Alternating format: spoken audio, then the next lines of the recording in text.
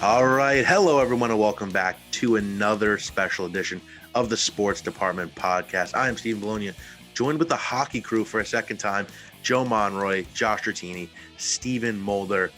It's time for our little bi-weekly update with hockey. We're about a couple weeks in here. The local teams, some doing good, some doing not. We're going to be talking about some disappointing teams that we expected to do a lot better early on in the year, and then some teams that have surprised us. It's currently Friday, January 27th, beautiful 10:40. Actually, the 29th, excuse me. Look at me. I'm all over the place. But first off, how are we doing today? Doing great. Happy to be here. I'm glad that we're able to do this whenever we can. Yeah.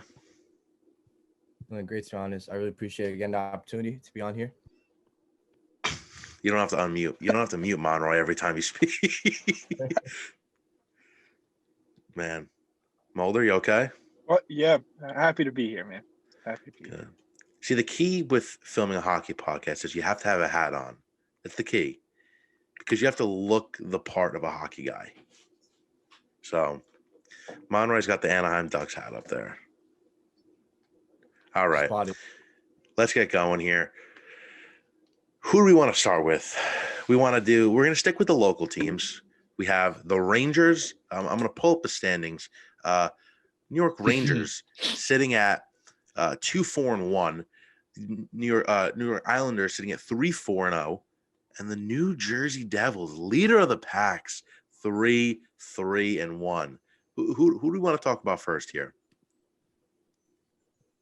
We want to talk about the Rangers first, Josh, since you want to talk about them a lot. Yeah, let's get the Rangers in here first. My God. Yeah. I mean, I could write a whole book on what the Rangers have been doing this season. Not the start that the Rangers were expecting. Again, we got to remember, this is a young team. The average age of this team is only 25 years old, but they have been playing well. The record, in my opinion, does not show what kind of team that they are.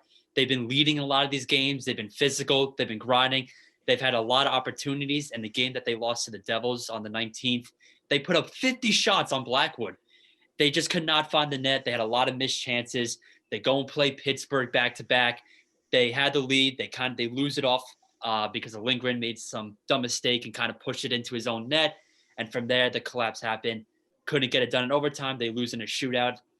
They go again and play Pittsburgh. Can't finish strong. They lose their lead. And then they go and play Buffalo. Guess what happened? They play strong. They had the lead. They can't finish it. Finally, last night against Buffalo, the New York Rangers found a way to hold their lead. And Alexis Lafreniere, in his 7th game, finally gets his first NHL goal, career winner in overtime, first game-winning goal. So that's a good thing to see. Oh, my God, just ranting here now. The New York Rangers have had a terrible face-off team. They really need to go find a new center. I think that's what's kind of been holding them back as well. They've been taking a lot of dumb penalties in the offensive zone. You know, if the Rangers were to take some dumb penalties in the defensive zone, like a tripping to save a goal, I'd be okay with it. But they're just making some dumb penalties, and that's the reason why they are losing these leads. They have a great lead. They're playing strong. 2 minutes later, they take a dumb penalty, and then that team scores. So this is where the New York Rangers need to realize, hey, once we have the lead, we just have to still play physical, but not take a dumb hooking or slashing or tripping penalty. Yeah. Listen, I think the pieces are there in MSG. Mm-hmm. I like the way the young guys are playing. Lafreniere getting his first Broadway hat last night. Like Josh, we talked about earlier how he seemed a little scared to shoot. Hopefully all those nerves are kind of gone away. He got number 1 out of the way. Mm-hmm. I think the Rangers are missing a true bruiser defenseman. You know, you traded for Jacob Trouba, and he's more of an offensive guy. But they're really missing that bruiser that can solidify the line that whenever he's on. I think the goalie situation will get better. Absolutely. I'm not sure who I like more because both guys have kind of shown signs of being really good and then being really bad. Mm-hmm. I mean, Georgiev shut out the Islanders, and then he'll go and give up 3 goals in the next game. That being said, the Rangers, they're playing every team close. I mean, only one loss was over more than 1 goal. The Pittsburgh game was sad because they were up 3-1 and they blew that and they lost in shootout. That was the Lindgren mistake that he gave up that goal that led it to be 3-2. And then from there, the Rangers could not finish. That's the game they lost in the shootout. Even last night, I mean, they were up 2-1 going into the third, and they blew that, and they went to OT. Yeah. So I think your offense is fine as long as your offensive Mhm. pieces continue to develop. You just have to go out in this offseason and get a defenseman. I don't know who, but I think that's the biggest position of need.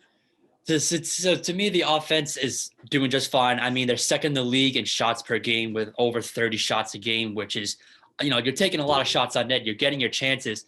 The problem is sometimes the Rangers miss these wide open nets. We've seen it a couple times already. I mean, the first line besides Kreider's been picking up the pace a little bit, but Mika to me has been almost like a ghost. Now I'm kind of waiting for Mika to break out where we saw him averaging over a goal per game last season. New York Rangers goaltending situation, I'd like to go back to that. Georgiev was hot right before the coronavirus pandemic hit, all the major sports, including the NHL. I mean, he was doing well. His first game, if I'm not mistaken, he got like the shutout against Colorado. And from there, he was doing well. Pandemic hit. They had to go into their break. He didn't do that well against Carolina. So I think that kind of might have threw him off a little bit. I think once he starts getting back now into the rhythm of things, again, the season has just started. We're not even a full 10 games in. Once we get into the rhythm of things with Georgiev and Igor, they're both going to be fine. They're our goalies for the future, in my opinion. Yeah, You don't see any of them jumping ship, going to another team? The only one I would see, I wouldn't say jumping ship, would be Alexander Georgiev. I feel like depending on what the contract situation would be for him, the New York Rangers might try to move him at some point and see if they can get some prospects back or an NHL-ready player. But as far as I'm concerned, the way that he's playing right now, I think the New York Rangers will give him a good contract worth, because the New York Rangers next season will have over $40 million in cap to spend. We've kind of seen like the teams where, back in like, the 2010s, you had one goalie and that's it. And now the trend is kind of going into the NHL where you have two goalies that you kind of flip flop every single night. I mean, the Islanders are kind of a key example here. I think the Rangers they like Shesterkin a little bit more. He was this highly touted prospect, and Georgiev just kind of came up and played well. But if they were to trade any of the two, I think it would be Georgiev. I think so too. I think, Igor was talked about in the Rangers farm system for years before we brought him up. And now that when we saw him, what he could do when we finally brought him up back in the early stages of like February, he played fantastic. I mean, this kid looked like he was going to be a star, and then the pandemic hit, and then we didn't know what kind of goaltender we were going to see once the season started back up again, when they did that 24-team playoff format. Yeah. And he looked a little shaky. And then, a lot of Ranger fans were talking about this could have been Lundqvist's last season with the Rangers. Do we start him? Yada, yada, yada. But, I mean, just going back to talking about Lundqvist for 2 seconds, how much the Rangers would love to have a prime Lundqvist right now. I mean, if they had a prime Lundqvist, this team would be almost unstoppable. But, again, this is what the NHL kind of looks like now. I mean, Rangers were maybe a little greedy having Lundqvist. We finally get to see what it's like to have almost an average goaltending duo to finally take the ice and see what our defense can do. And going back to what you said earlier, Bologna, I think the Rangers do need that kind of tough bruiser on the ice. The person I can't stand at all is Jack Johnson. I don't know why the Rangers made that signing. I mean, it is just sickening to watch him. It's so bad. I mean, the Rangers were always ripping on Brendan Smith at that point, a couple of years and even last year. But now it's almost the point where Brendan Smith is actually playing well, or, better than Jack Johnson. So every time I see Jack Johnson on the ice, it just makes me sick to my stomach, because I know he's not either. He's going to make a dumb penalty or he's going to play terrible defense. He's the worst defenseman in the league. Know who else has been playing really well? Buchnevich. He looks really good. Pavel Buchnevich has been playing really well. He's had 6 points already in the 7 games played. But you also have to remember, this is his contract year. After this season, his contract is up, and the New York Rangers have a decision to make whether or not they want to pay him or not.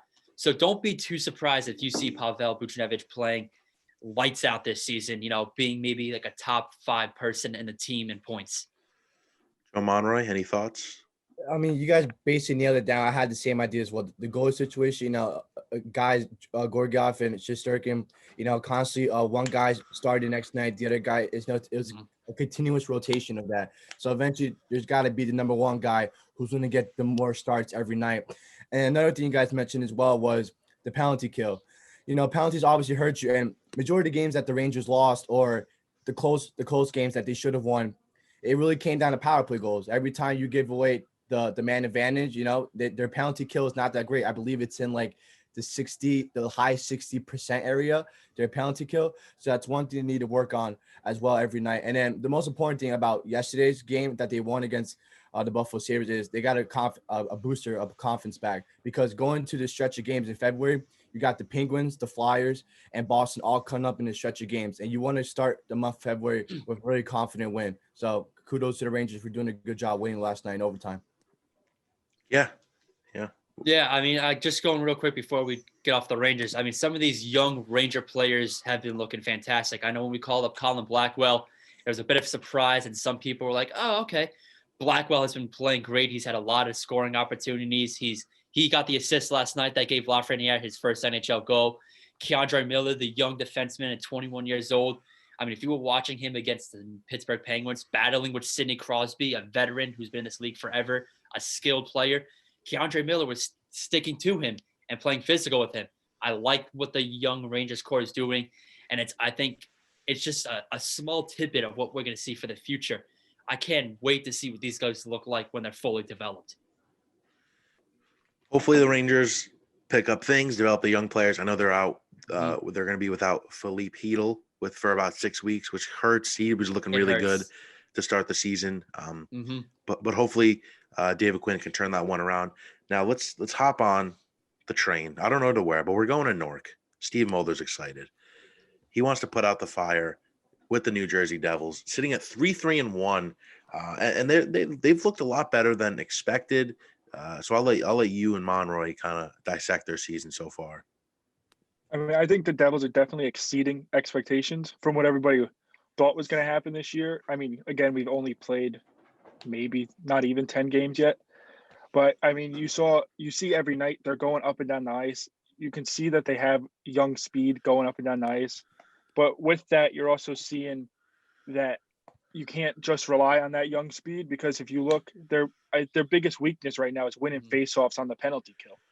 I mean, you have Travis Zajac, who's been on point most of his career winning faceoffs during the penalty kill, and he's below 50%. You have Pavel Zacha, who's like 3 for 13, which is just not getting the job done. And especially when you have a young team that isn't, I don't think this team is sound offensively yet. I think they're still trying to gel. They're still trying to find their game on the ice. And if you're not winning faceoffs on the penalty kill, you're not. That's just another thing against you that this team can't have. The Devils, similar to the Rangers, bottom two teams right now in the faceoff win percentage in the league. They're really missing that like center that can kind of help them out. I mean, when you look at the Devils, I mean, who's their guy to really win faceoffs right now? I know you have veterans like Travis Zajac. Jack Hughes has been playing a lot better right now. I think he's even leading the team in points. So he's kind of looking like he's finally coming into the league and getting comfortable. Yeah, and we're still missing Nico Hischier is probably hurting this team the most right now, because I mean, you're still waiting on. You had Jesper Bratt come back last night, who looked like he actually had his legs underneath him, considering he hasn't played. At least to my knowledge, he hasn't played in at least 2 weeks, being on the ice and quarantining, coming over from Europe. And then you still have Sammy Vatanen coming back, which should help their defensive front. But you got to when Nico Hischier comes back, it's probably that's going to affect this team the most. And that might not even be till March. So, I mean, by then, if you're behind the 8 ball in March and you're not close to that 4th spot, especially with this short season, unless you go on a crazy run, you're probably out. You're out of the playoff picture, especially in the Eastern Conference. Yeah, I definitely agree, Mulder. Like I said, the division alignment, it's all different this year. We're strictly playing just the teams in our division, the East. So it's a very interesting way how the Devils are going to finish off season. Like I said, it's still early. We didn't even get close to 10 games yet. But Personally, I think it was a very interesting expectation the Devils had. Like I said, I don't think a lot of people expect the Devils to start off this way. I'm pretty sure they expect more losers than wins, or just the way they've been playing. The young guys have been playing really, really solidly, especially Hughes.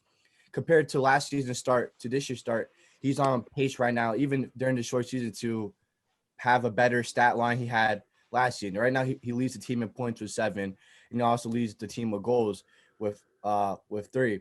But like I said, Motor mentioned as well the power play. It's simple as that. Just how we talked about the Rangers, it translates the same way for the Devils.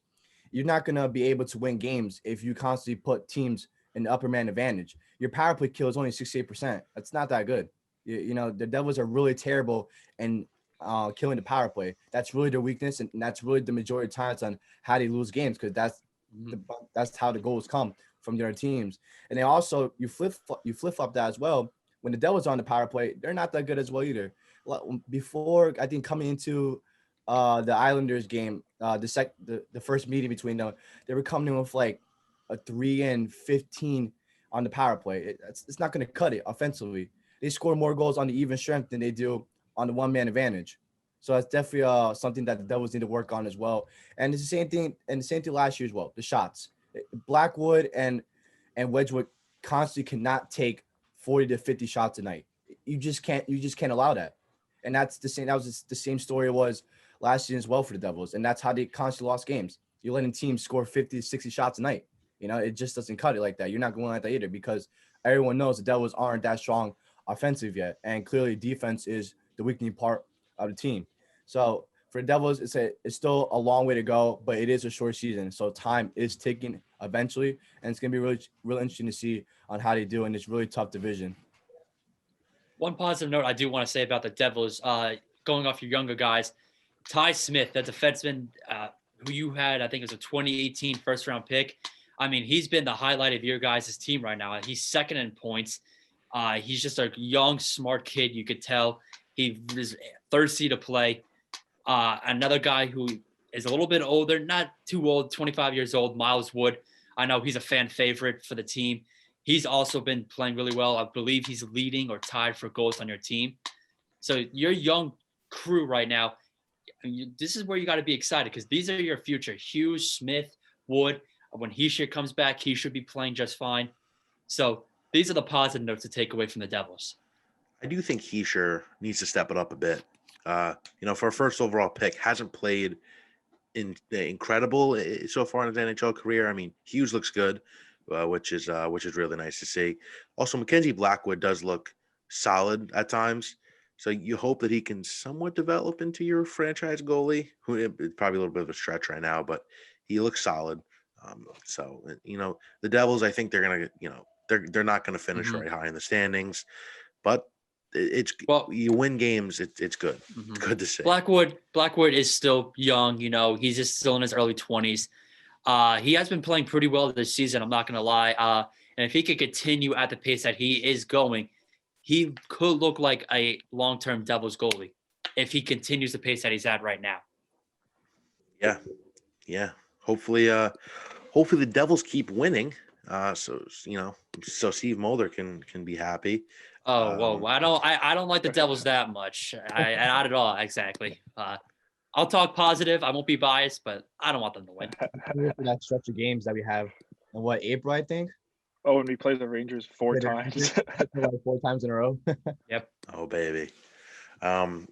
We'll hop on the LIRR, Josh. If that goes to Nassau Coliseum. Talking about the Islanders, 3-4-1, not horrible. Not what we expected. We expected them to have a really good chance of winning this division, and haven't looked the best so far.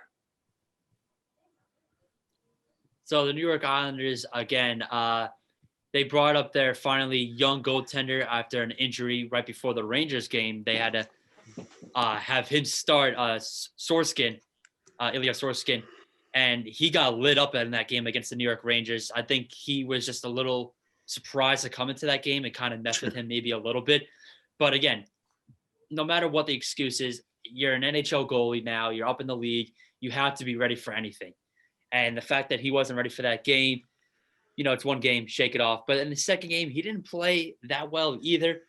Varlamov right now is looking like he's going to be the starter until Sorskin kind of figures himself out in the league. But Sorskin, as far as I'm concerned, is going to be the future goalie. I mean, people were comparing at the time Igor and Ilya at the time, going back and forth on who's going to be the next big goalie of New York. Yeah. Yeah, I mean, for the pieces that the Islanders have, I mean, Matt Barzal looks really good. They finally got his contract situation handled. Jean-Gabriel Pageau looks really good. Barzal, like you said. You have Barry Trotz at the helm, so you know if you have Trotz, you're gonna be in a good situation no matter what. Mm-hmm. Yeah, no, the Islanders, I wouldn't worry about too much. Again, like you just said, when you have Barry Trotz, you could take it back a little bit. You're relaxed. And again, in my opinion, I think Washington was a better team overall compared to the New York Islanders. And they have been proving that right now. So the losses that you had a tough loss against New Jersey, and then you lose back-to-back to Washington. So that kind of puts a little hurt on them. But you got to remember, they also beat Boston, and they did beat the Devils before that tough loss. So this Islanders team, in my opinion, is going to be fine. I think once Ilya gets more comfortable on the ice, this team could be a little bit more dangerous than we expect. I mean, having Lindy rough. He coached his 1500th game yesterday. Oh, baby. All-time great. It's a fun fact that I saw on ESPN. What do you think, Monroy or Mulder? What do you think on the Islanders? I mean, the Islanders, like I said, we've seen this team before in the playoffs the past 2 years, and realistically, their roster has been the same. Really think about it. They're basically bringing back the same exact roster, same exact coach. So this team already has the chemistry. And you mentioned guys like Barzal and Gabriel Pagou. Like, I think my true opinion, he's probably one of the more impactful players, and I hope he has the same play that he did last year and translates that to this year, because he was more the impactful players on the ice, especially offensively. He was the main guy scoring the goals and stuff, especially Barzal as well, winning the faceoffs that really mattered the most. So I know it's still early on in the season, so we all have to mention that and take that into account. But for the Islanders, I said they're playing against Washington Capitals, right? They're probably one of the best teams in the division. Ovechkin, Markstrom, all those guys. They're very, very good team as well. No surprise there. So I think it's okay that they had those couple losses. They're gonna bounce back. Like I said, February is a new month, new stretch of games coming up. So I think they'll be real okay, especially with that roster and playoff experience. So they'll be okay for the Islanders. One player from the Islanders that I know fans were excited to see this season, for Noah Dobson. A little bit of a shaky start in the beginning, but since then, I think he's kind of turned it around a little bit. I know he's second on the team in points. And again, I think, he's young. He's 21 years old. He's the same age as Keandre Miller. So I wouldn't panic yet, because I hate when, us New York fans, we always panic too early with these young guys. As soon as they don't produce in the first few games, New York Ranger fans or New York Mets, Yankees, you name it, as soon as a young guy doesn't do something right away, we panic. So give Noah Dobson a little bit more chance to get comfortable on the ice. He's looking a little bit better right now. And I think he could be a not a future All-Star, but I think he could be like a good second line defense pair for the New York Islanders going forward. Interesting.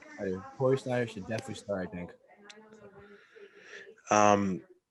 We'll see what happens with the Islanders. We're going to see what happens with them. We also had a major trade in the NHL a couple of days ago.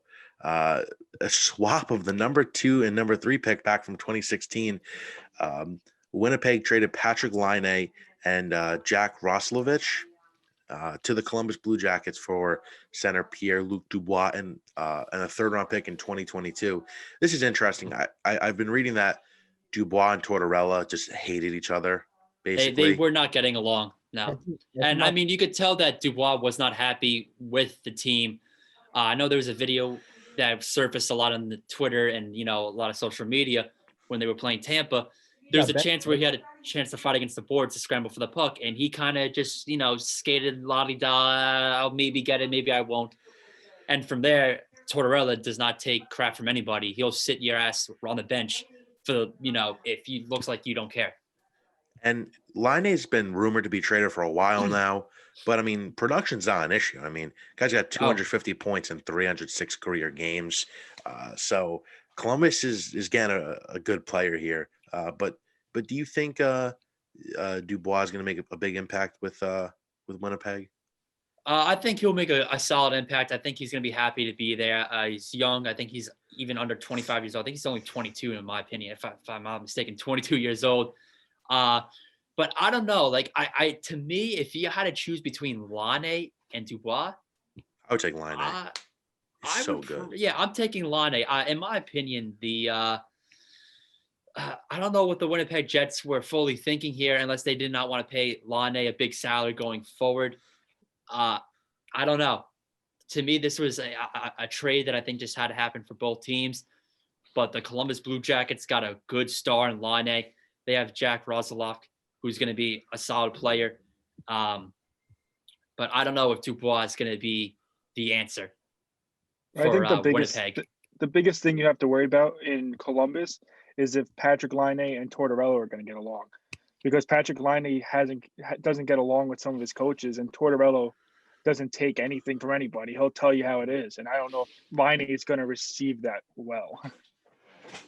Yeah, but I mean, Laine is a top talent in the game, and it's just funny to see the number 2 pick and the number 3 pick from the same draft. Just gets swapped out.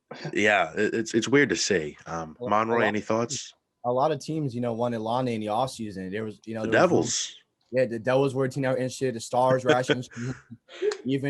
Even the Vegas Knights, they were interested as well again Laine this offseason. So there's a lot of teams and rumors that are very interested to get Laine, but like I said, unfortunately, nothing was done. So you figured that, well, looks like Laine's time would stay with Winnipeg, but clearly not. The trade happened this midseason. Both guys, I guess, were unhappy with the situation or teams that they're on. So the trade was made. Suitors were found. Yeah, and this deal, Dubois was unhappy for a little while now. So props to Columbus for getting a deal done and kind of squashing that bug. I want to go into now. I want to hear a surprising team, a team that you thought would be a lot worse, or that are playing a lot better than you thought they would. I like the Canadians. I think the Habs are a very interesting team right now. Definitely in this really tough Canadian division as well. It was either between Toronto or the Canadian, because I knew Toronto was a good team coming into the season, but the way how they've been playing right now they're sitting 7-2, and first place, like I said, Mitch Marner, Austin Matthews, Jonathan Tavares, and even Nylander, who's surprisingly, I think he's really impactful right now in the game. He's been scoring at least one goal almost every night or so. But I think like that three-headed monster, it's going to be really hard to stop. Really hard to stop those three, especially when Austin Matthews is on fire. When Austin Matthews on fire, we all know the type of player he is. Quick skater, very big on scoring goals. Find the puck well behind the net. So for Toronto, it's going to be. I hope they continue to play consistent hockey, because for the past 5 years or so, their first round exits. And that was the reason why Babcock got fired. So if they can't push over that hump to pass the first round, then it's going to be the same story for the Toronto Maple Leafs. Yeah. Josh? I'm going to say surprise kind of team, as we were talking about, the Florida Panthers. The Florida Panthers have been playing pretty well. That, yeah. I know the Panthers haven't played that many games. I know they've only played less than 5, kind of similar to the Stars. But in the games that they have been playing, they've been playing pretty well. I mean, again, this is a team that I don't think anyone really would have expected to do much. But, they beat the Blackhawks, who, in my opinion, they're not good. But, they have been playing really well against them. And then they go play Columbus, another team who, you could kind of say to yourself, they could be in the running. They maybe not so much, but they're playing strong against them. And then going forward, they're going to have a more or less easier schedule. They have 2 more games against the Red Wings back to back. Then they have to play the Predators. Maybe not as easy. And then they go play the Red Wings again. So this Florida Panthers team could get out to a good run, because remember, this is a 56-game season. So every win counts and every loss is tremendously huge. So if the Panthers could just get to a nice hot start, they could be a surprise team in the playoffs. Steve Mulder? I'm gonna go with the Abs up in Montreal, just like Joe did. The team's 5-0-2. They haven't lost in regulation yet. They have 12 points in it's a tough Canadian division, and I think this is a team that if you look at the Canadian division, I wouldn't have put them in the top 4. I mean, you have Edmonton looking up at them right now. I mean, again, they've won games by big margins, and if they lose, they lost to a tough Vancouver team in a shootout 6-5. And then they go out the next night and they blow them out. They're blowing out teams. They're beating the teams they should beat right now, and they're blowing out teams that they should beat. And if Montreal can keep it hot, they're going to be someone to contend in the Canadian division. Carey Price still there? He is. Oh, baby. I'm going to go with Dallas Stars. Sitting at 4-0 to start the season. I know they made the Cup last year, but, a lot of people thought that was kind of a fluke that they made the Cup. Obviously, they were a pretty low seed, and they're in a tough division, and here they come 4-0 to start the season. I'll tell you what, they have the nicest jerseys in the league, I think. They're You black like the green. the all black retro? I like that. I like so that neon. nice. I think it looks Yeah, nice. the neon, yeah. It actually pops out nice on the ice. It does. So I think the Stars, they still have some pieces there, obviously, with Jamie Benn and Tyler Seguin. So definitely a team to look out for, to maybe contend. They were obviously in the big dance last year. So Right. if they can stay hot, like you said, Josh, 50. Oh, it's only 56 games. Listen, this is a 56-game season, and the Stars are starting off 4-0, which is a good start. But again, it's similar to like the Panthers situation. If you go look at the Panthers schedule early on, the teams they have to play the Red Wings, I believe, 8 times. So if they can get those 8 wins right there, that's automatically 16 points. Poor Red Wings. Happy retirement, Jimmy Howard. Yes. Red Wing legend. Great goalie. Oh man, should have been a Devil, right, Monroy? But we're gonna end there for the day. Only 6 minutes left on the Zoom call. We don't have the premium version. But thank you all so much for listening. Thank you, Joe, Josh, and Steve Mulder for coming out this morning. I was Stephen Bologna. Make sure to subscribe to us on YouTube, Spotify, and Apple Podcasts, or wherever you listen to this podcast. Make sure to follow us on our socials at Sports Dept Pod. That's Sports DEPT Pod. We're probably gonna have a baseball episode coming up soon. A little MLB offseason, hot stove, because we've had some big moves recently. Probably a wrestling. I think there's a wrestling pay-per-view this weekend. But nevertheless, thank you all so much for listening, and we will see you next time.